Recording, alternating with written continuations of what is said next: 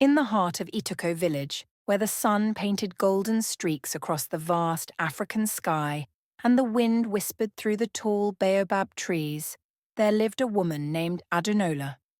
She was known as the mother of all children because she had a heart big enough to hold every child in the village, though she had none of her own. Adunola was a warm, kind-hearted woman with a smile as bright as the morning sun. Though she and her husband, Babatunde, had been married for 10 years, they had not yet been blessed with children of their own. But instead of letting sorrow consume her, Adunola poured all her love into the children of the village. She would wake up before dawn, prepare food, and invite any hungry child to eat. She taught them songs, told them folk tales, and wiped away their tears when they cried. She was the first to visit when a child was sick, and the last to leave when a baby was born. People often said, "Adunola, you are a mother, even without giving birth." But deep in her heart she longed for a child she could call her own.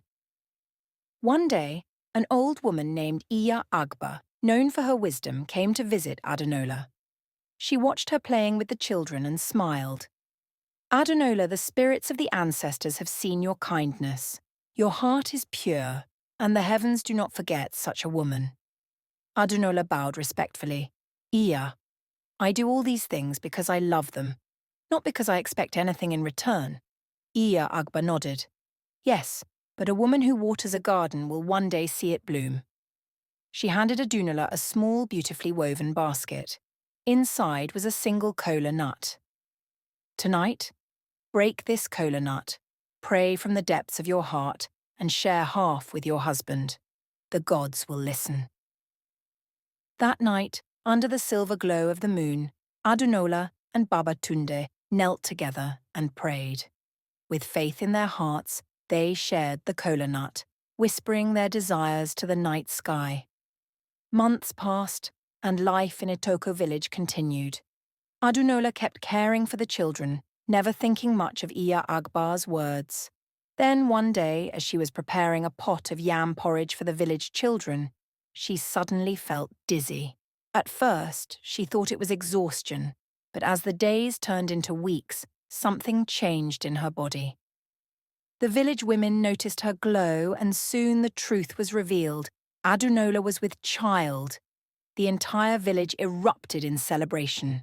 The drummers beat their drums, women danced in circles, and children ran around, laughing and singing. They chanted joyfully, "The mother of all children is now a mother indeed." Babatunde lifted his wife in his arms, his eyes brimming with happy tears. "The gods have heard us, my love," he whispered.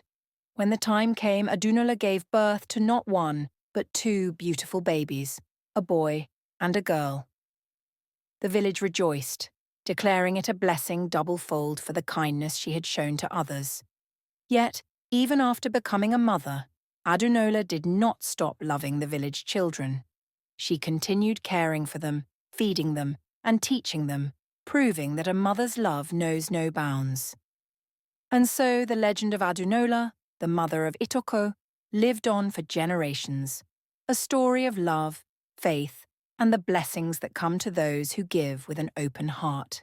A traditional Nigerian village setting with mud brick houses, thatched roofs, and villagers gathered under a large iroko tree in the background.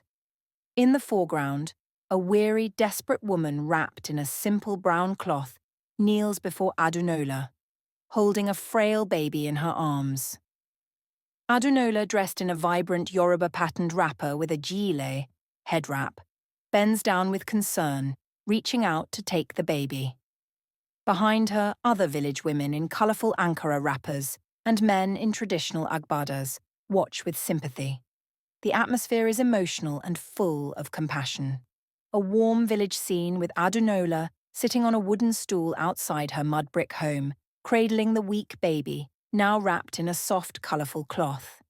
She feeds the baby from a small wooden spoon, while Ifedayo and Ayomide, her twin children, stand beside her, watching with curiosity.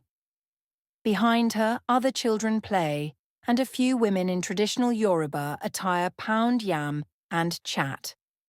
The sun casts a golden glow over the village, symbolizing hope and warmth. A grand village gathering in the center of Itoko village, with men, women, and children dressed in vibrant Nigerian traditional outfits.